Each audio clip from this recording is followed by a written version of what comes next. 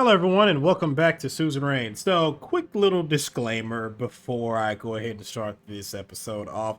There was a slight problem with the last video. So, I went ahead and I used some different headphones this time around. I used my wireless headphones, and when I did that, it kind of screwed up the recording in OBS. So, basically, in the last video, it recorded my voice, but it didn't record anything else. It just recorded my voice. So, that's not necessarily, I guess, that much of a bad thing because there's only just the audio and other little audio cues in the games. There's just the music and little audio cues in the game, but that's about it. So I won't upload that. And also, not that much really happened. There was, of course, the Benfy Festival. There was the speech that I had to give to the assembly and stuff like that. So if you really want to see it, I'll go ahead and upload it. But I just went ahead and decided to not upload it. I'm just going to go ahead and continue forward. Also, we had Black Tuesday happen. So Black Tuesday pretty much obliterated my entire economy. It just caused a lot of pain and sadness. As you can see, my the economic development is shit. But yeah, that kind of caused a lot of problems. Also, I did go ahead and decide to turn around and do another investment project. I decided to do the Sarna agricultural zone. So I've already invested money in Bergia, so I thought it would be a good idea if I just went ahead and continue to do investment in Bergia. I was originally going to do the Morna port because I thought it might be a good idea to turn around and have the port along with the Voxlandian military and stuff like that. Since they're coming through with their navy, I thought that would help. But I went ahead and decided against that because actually they're in Conriat, and so yeah, it doesn't really help me all that much. But yeah, I went ahead and decided with the agricultural zone. Hopefully that will pan out. And I also decided to privatize the healthcare industry. So that gave me a little bit of funds back. It gave me -1. I think I will turn around and privatize a little bit as far as the SSC and other things go if the economy just doesn't completely turn into shambles. But it's going to be tough. I'm going to have to privatize a lot in order to turn around and try and get myself out of this. And I'm going to have some taxes. I think later on you can do a luxury tax and stuff like that. If I can, I will go ahead and do that. That'll give me +2, so that'll help my budget a lot more too. And yeah, also I had a talk with Friends Richter. He turned around and was he wasn't too happy about the bill. He wasn't happy about the election threshold, but we can still work with him, and he decided to work with me in spite of that. He just wanted to have more coverage for him, and that was it. So I felt like if that's all you want, fine, fuck it, you can have it. But yeah, other than that, there wasn't a whole lot. But again, if you want to see it, it's no problem. I can still turn around and edit it. In fact, I probably still will turn around and edit it. But yeah, if you want to see it, I'll go ahead, edit it, upload it to YouTube. It's not that big a deal. But I'm just going to continue forward. So we're on to the next chapter. And this should be the USP vote. It should finally be the USP vote. I'm not sure, but I'm pretty sure it's going to be the, not the USP vote, but the Parliament vote or the Assembly vote.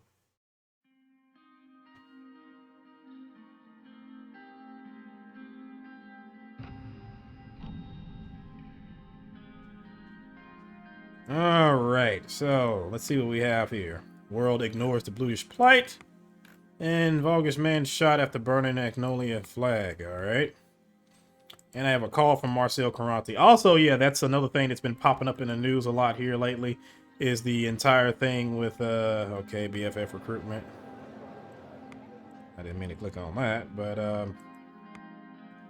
oh yeah, yeah, the other thing that came up was the thing about the Big Four. So, of course, they don't want me to turn around and privatize anything or whatever. They want me to turn around and, well, the papers want me to nationalize everything. I did want to nationalize stuff, but I don't know if it'll be a good idea, especially since I need the money. So I probably won't. I just don't have the wiggle room to turn around and try and try and straight up nationalize everything. I know it gets rid of the problems of the oligarchs, but I'm just probably gonna have to bite the bullet and just try and see if I can privatize like the SSC and stuff like that. It will piss off the USP, but I think I'll still be able to get the votes and stuff like that. So call from Marcel Caranti. Again, we already know what this is about.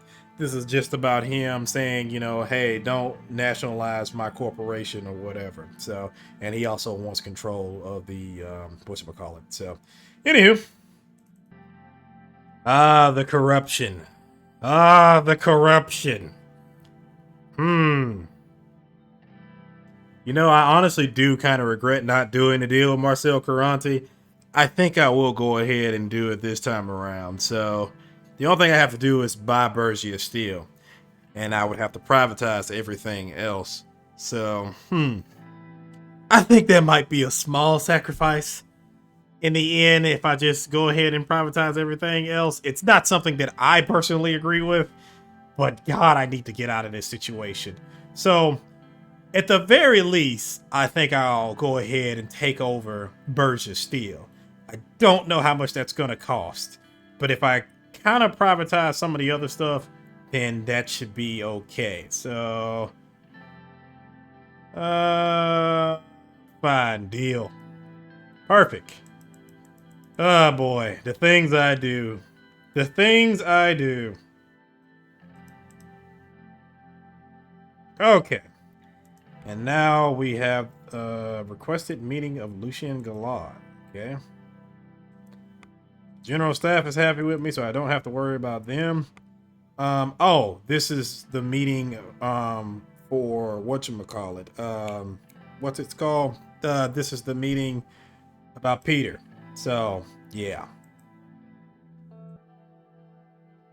All right, so I went ahead and got past that meeting. Actually, that was the meeting discussing whether or not you want to privatize stuff or whether or not you want to nationalize everything.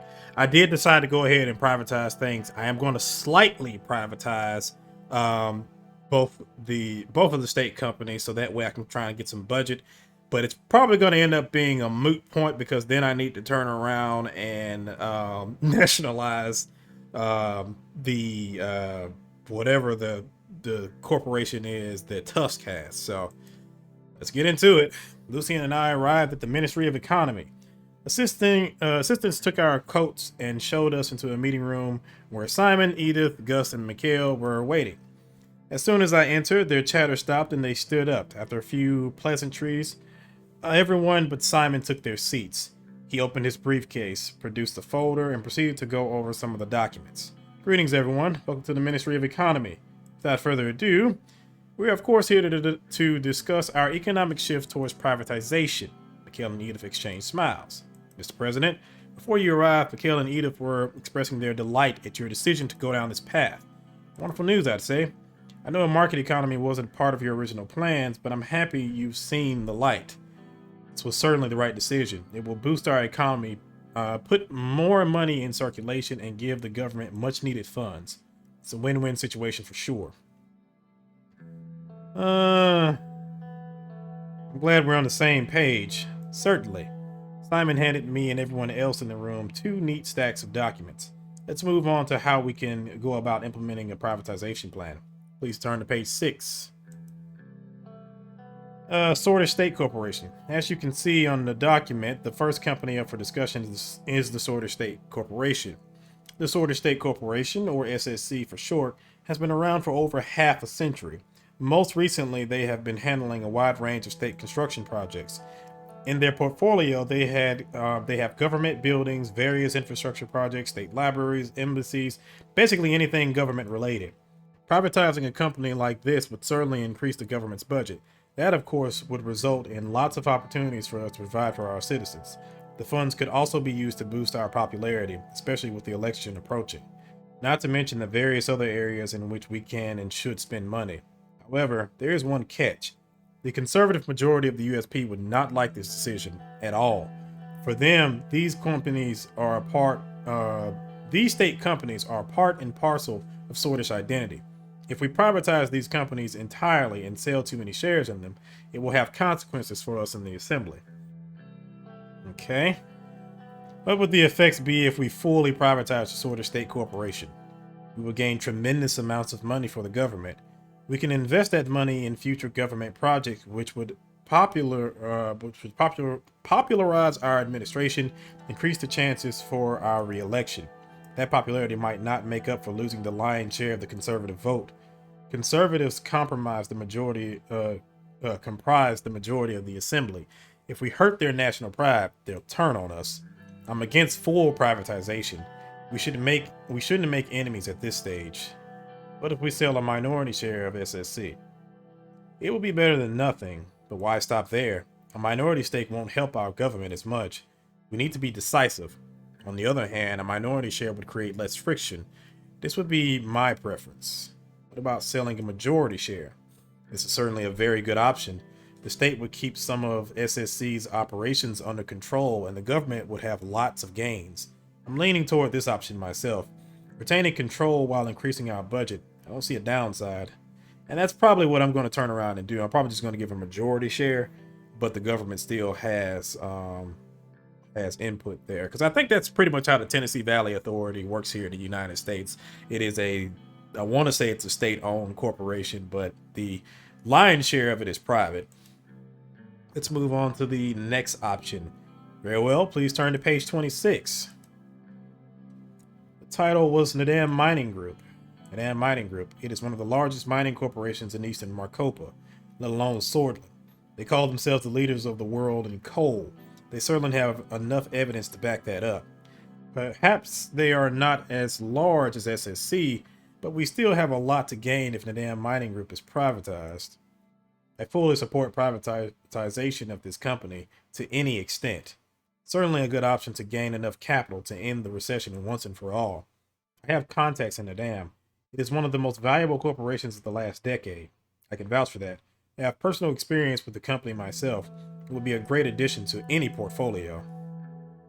What would the effects be of full privatization, which I'm not going to do? It would be a very profitable sale. I know many people who would kill to have a portion of that company. I do think this is a good option. We could simply fully privatize the dam along with SSC to bring in a large influx of money to the government. Mr. President, I hate to repeat myself, but fully privatizing one state-owned company, let alone two, will anger our conservative voter base. All the budget in the world won't matter if you aren't reelected. It's always kind of funny to me, like, it just shows you just how different the two countries are. Like, in the United States, the conservatives would be thrilled to turn around and completely privatize a corporation. Then again, at the same time, they're also kind of iffy because you see the issues going on with big tech in the United States. There's talks about trying to regulate Facebook and Google and stuff like that. But so yeah, they can kind of go either way. What about selling a minority share? Coupled with a minority share of SSC, that is the way to go. It would, however, be a lost opportunity. I think we should sell a majority share instead. Definitely not a bad idea at all. What about selling a majority share? My preference is selling a majority share of both SSC and Nadam. It would give us the most value. I think we could go with this choice. This might still generate a backlash from the assembly and the general public. We should go for a minority share instead. I'm ready to make a decision. Sounds good. Let's go over the document once again then. Read all of Simon's documents once more, then flip to the last page. It's time to make a decision. Okay, so right now they are fully state-owned. If I turn around and do a minority state-owned for both, let's see, because it's right now. I'm assuming that's 1, 2, 1, 2. So that would give me 4 budget, I'm assuming. And I hope that's right. But yeah, let's do minority state-owned in both. You're about to make changes to the ownership of prominent companies in Swordland. Are you sure about your decision? Yes. I signed a document altering the ownership of the Big Four with the flourish. Simon leaned back in his chair. So, this is the path we are taking. I want to thank you, Mr. President. This decision will revitalize our economy. Although I wish we could have proceeded with privatization in a greater capacity, it is a start. Certainly a step in the right direction. Partial privatization will still deal damage to our conservative voter base, but it's nothing we can't handle. I suspect that regardless, we will lose the support of some conservatives in the assembly, but the gains we will receive will offset the losses. Make sure those gains happen. As you wish. I will not leave any stone unturned. If you will excuse me, I have to get to work immediately. There's much to be done. Lucien packed up his bag and started making his way to the entrance. That will be all for today then. I know everyone has very busy schedules. Thank you all for coming. Thank you, Simon. My pleasure. Put the documents in my suitcase and left the room with Lucian. Okay, so that got us to -1.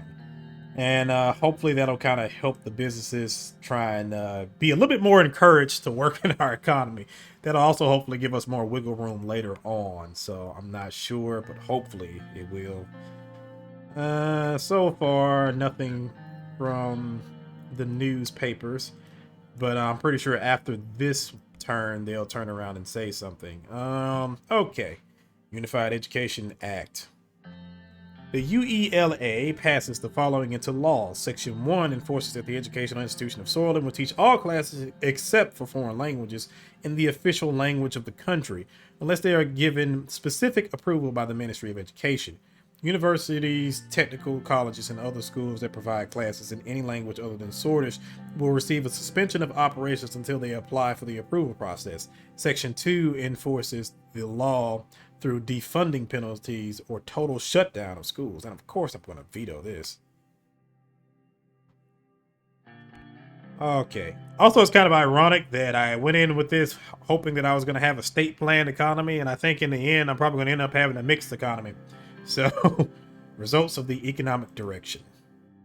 The privatization process had begun, and as I had expected, Sortland's two most prominent oligarchs wanted to speak to me about it. Lucian showed Marcel Caranti and Walter Tusk into the conference room.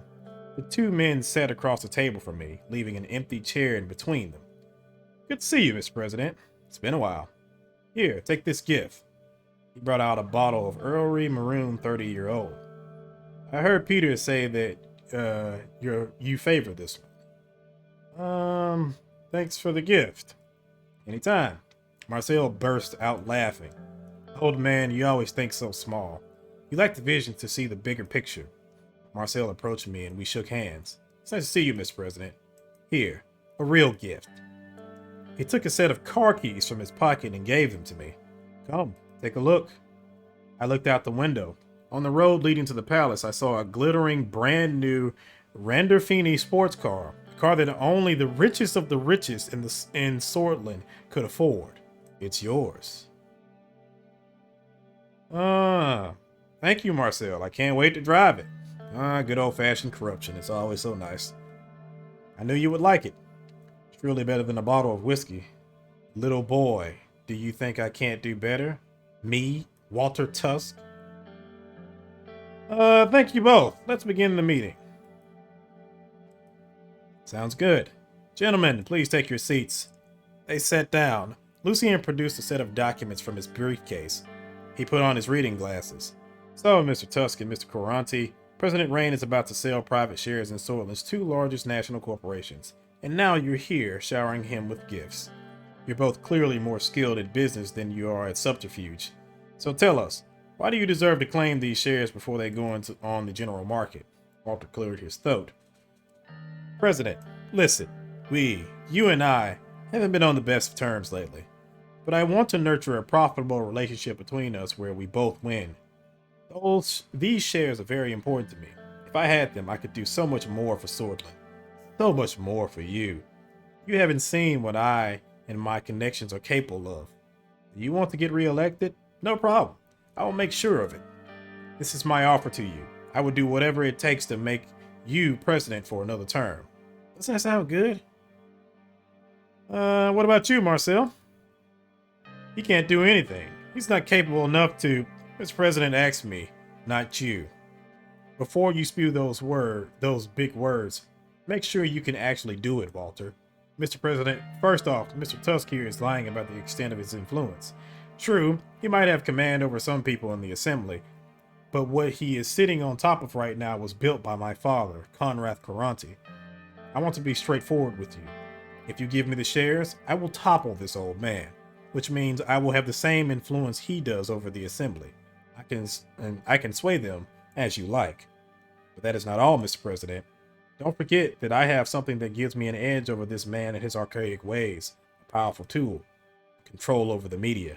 I can give you power over both the assembly and the Swedish public. Basically a guaranteed win. You could never, ever hope to beat this offer. You little snake. You were 20 years early to be the head of the Lothberg Group. I made the group what it is. Perhaps, but Marcel has a point.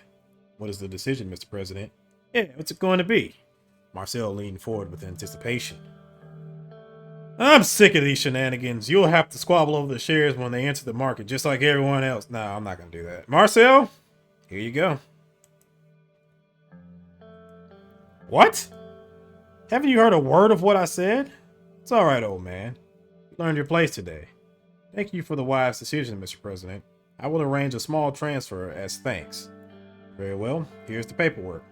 Lucien put a stack of papers in front of Marcel. He pointed to various sections and pages in the stack of papers. You will need to sign here, here, and here. After the papers were signed, Marcel and Walter stood up. I think we all have very busy schedules. I will take my leave now. See you later, President. I will take my leave as well. The two men packed their belongings and left the meeting room.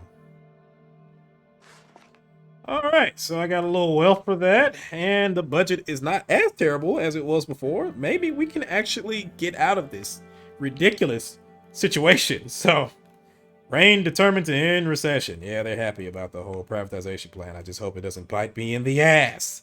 So, anywho, now we have the assembly vote on the constitutional changes. And I am pretty sure that Gloria's not going to be happy. But let's continue. Sergei was driving me towards the Grand National Assembly for today's historic vote. It was a big day. I wondered whether my attempt at changing the Constitution would end any differently than Alfonso's.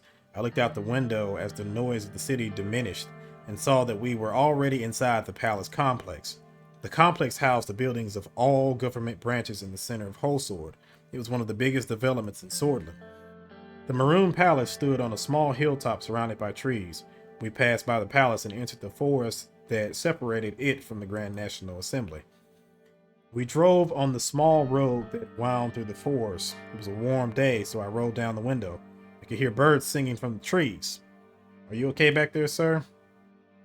I'm stressed about today. I'm sure it's going to work out fine, sir. Don't stress yourself. Sergei made a left turn out of the forest and entered the vast garden area of the assembly. Did you know that Mr. Tarquin came to Holsword this morning? I heard some politicians talking about it today. Apparently this is the first time he's come to the city in the last 5 years. I thought he left the mainland and lived on Duru Island, never to return back to politics. But they were saying he might be here to exercise his Member of Honor rights for the first time.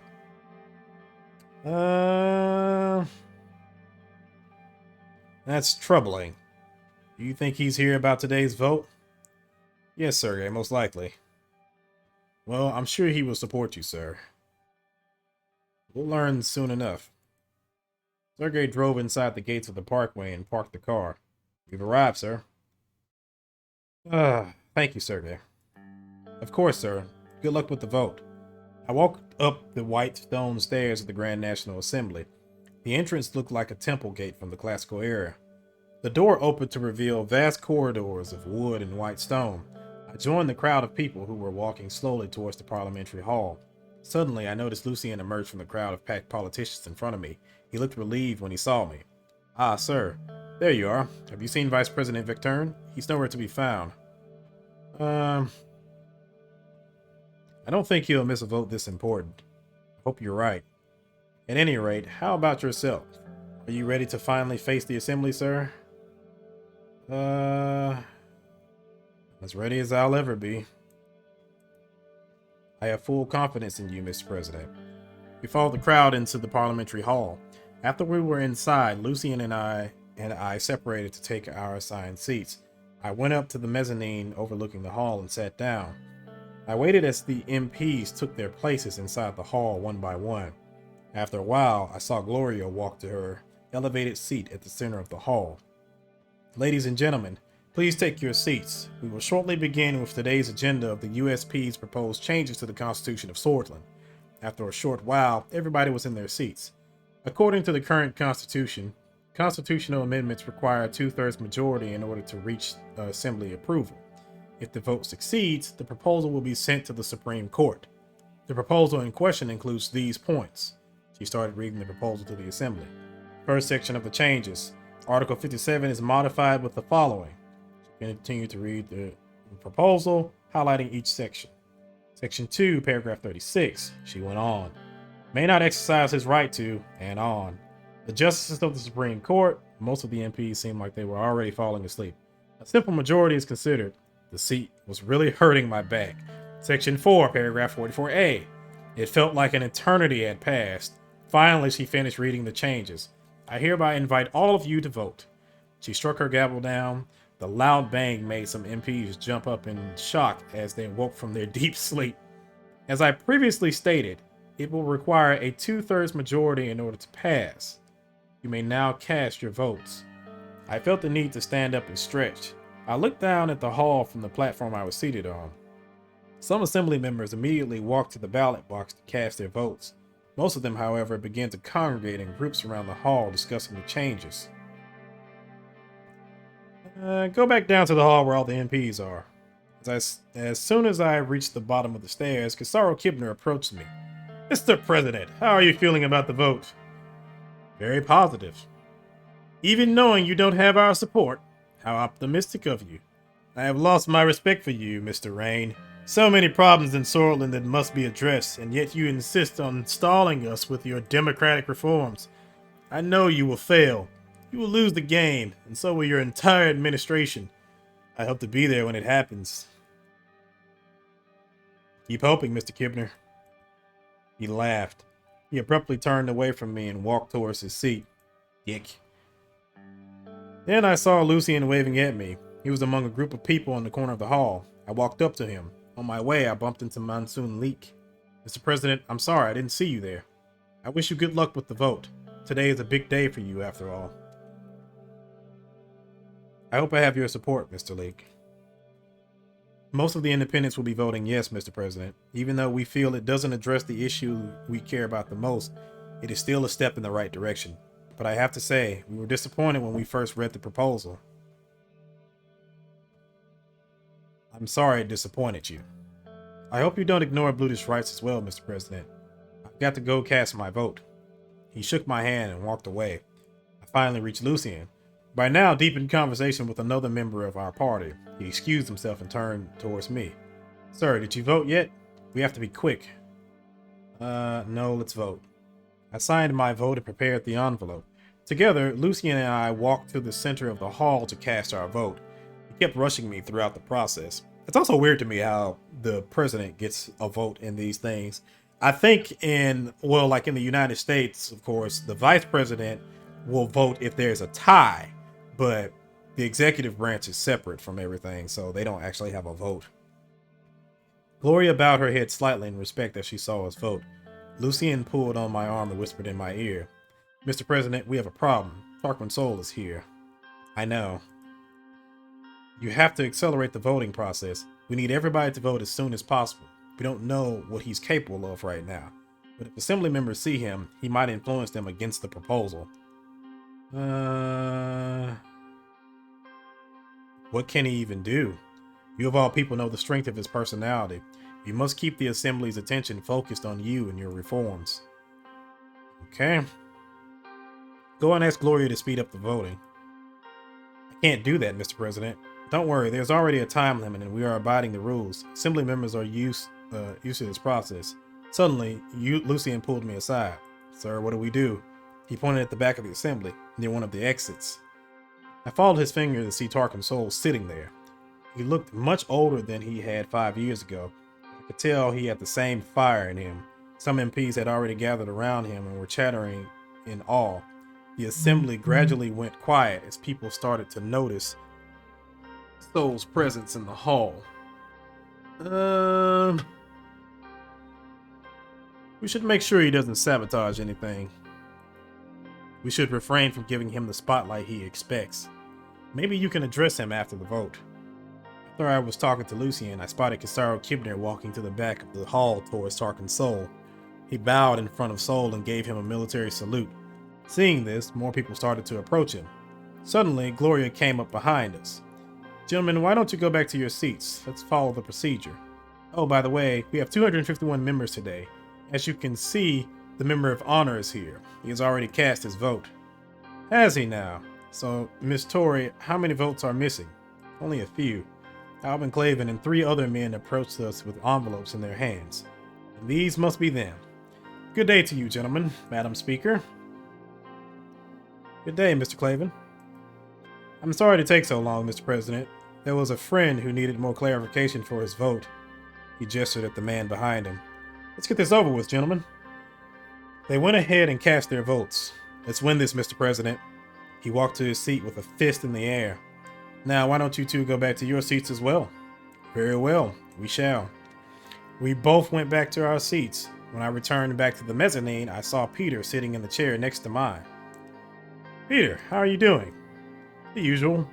He looked at Gloria as she and her assistants counted the votes. The speaker's seat was only a few meters away from our platform. I really hope this proposal goes through. Soul is here. What? He's at the back of the hall.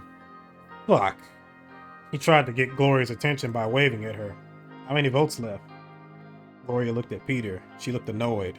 136 ayes. 40 more votes to count. Oh, shit. Peter turned to me. We need 30 out of the last 40. Damn. Shit. Peter looked uneasy. Peter pointed at where Friends Richter was sitting.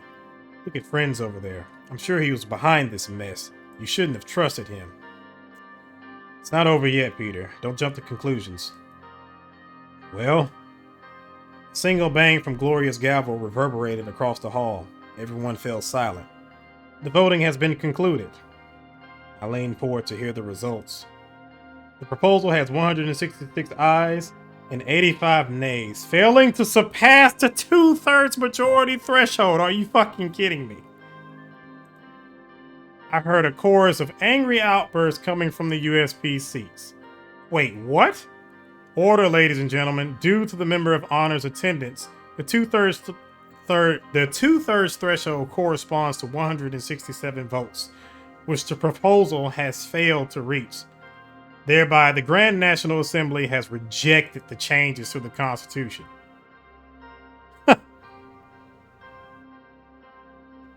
How can she just shift the required vote like that? She just did. The assembly was roaring with all kinds of different reactions. I felt destroyed. I lowered my head and closed my eyes for a second. God, I'm sorry. This is bad. Yeah, this is real fucking bad. The MPs kept shouting in the hall. Among them, I heard Friends Richter's voice. I blame the president for this result. He and his party's weak attitude towards real change doomed him from the start. He's just like his predecessor, enjoying the privilege of the presidency while ignoring the responsibility that comes with it. It is time to realize that real change will only come from real reformists. The People's Freedom and Justice Party will keep leading this movement. The reformist MPs started applauding him. Suddenly, I noticed Tarpon Soul slowly rising from his seat at the back. He seemed to be struggling and used his cane for help. He stood and gazed around the hall as all the members of the Grand National Assembly went silent. Call out to him.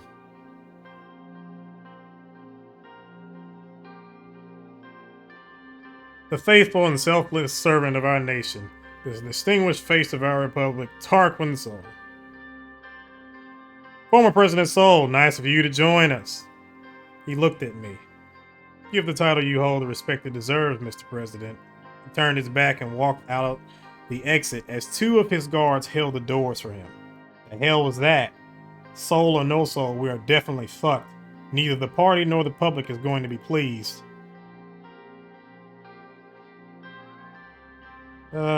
Peter, shut up. Fine, fine. Jesus.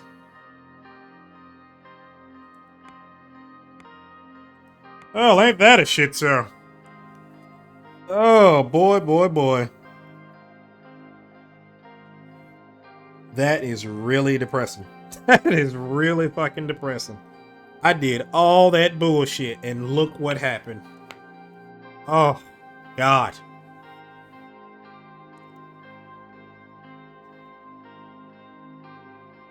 That's terrible. That's fucking terrible.